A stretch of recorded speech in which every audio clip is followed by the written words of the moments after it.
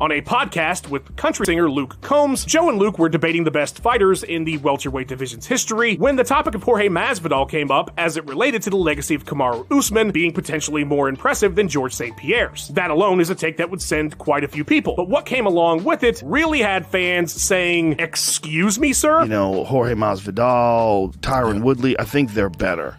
I think Masvidal's GSP level? Yeah.